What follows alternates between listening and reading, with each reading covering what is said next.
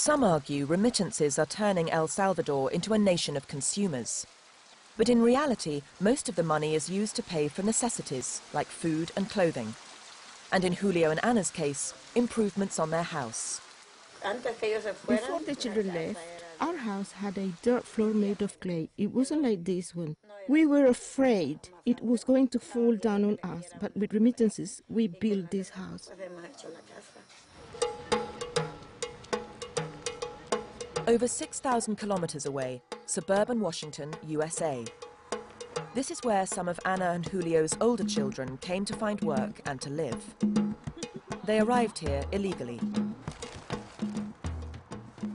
First Elmer in 1998, then Hector in 1999, and finally Dalila in 2001. I suffered a lot en route. I suffered from hunger.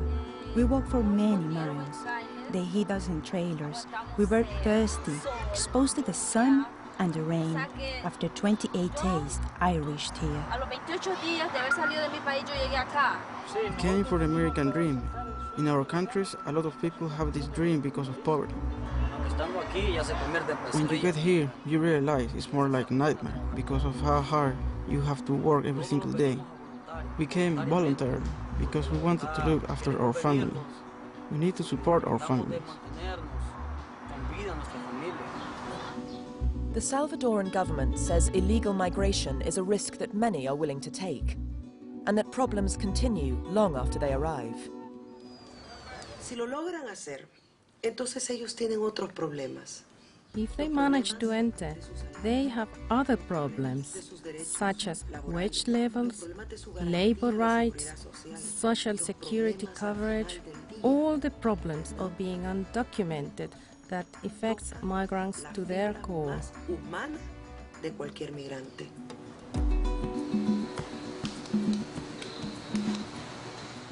Dalila and her brothers are lucky. They've received temporary protected status, a kind of amnesty which allows them to work.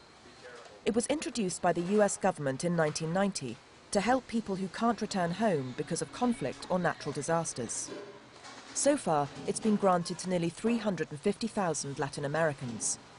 But the permit is temporary. If Dalila and her brothers leave the US, they won't be allowed back.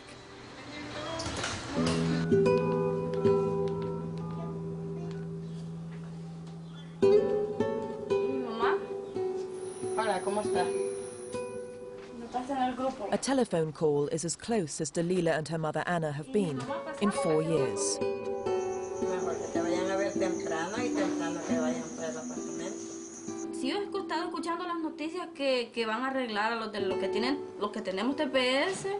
I heard on the news that those with temporary permits might be given residency.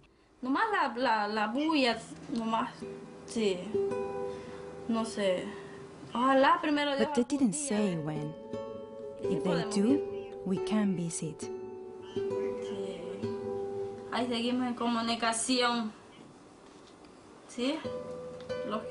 love you a lot. Cuídense. Gracias, bye.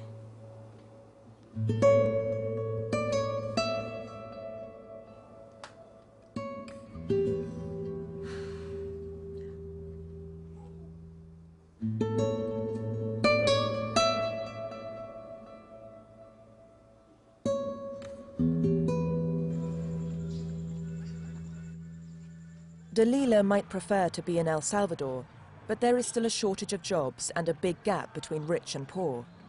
According to 1999 figures, the richest fifth of the population held nearly half of the country's wealth. The poorest fifth, just 5.6%. Remittances are making a difference to the poorest people, but there are drawbacks. The government admits that for the younger generation, success means going elsewhere to earn money, and that can dislocate families. También se observan algunos patrones de cambio. We can see patterns of change in the concept of success for young Salvadorians. They identified with the word migrate. Another effect of migration is the disintegration of the nuclear family. This has had an enormous social impact. De enorme impacto.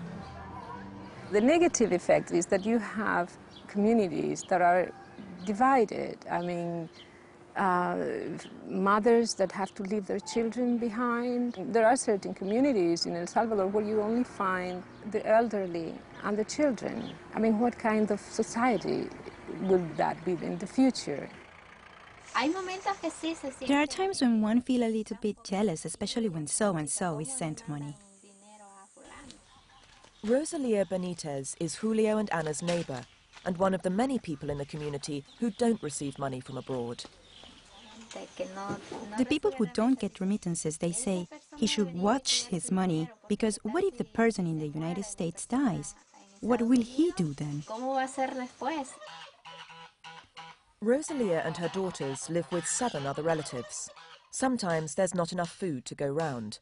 Even so, Rosalia is determined not to follow the money trail north to America.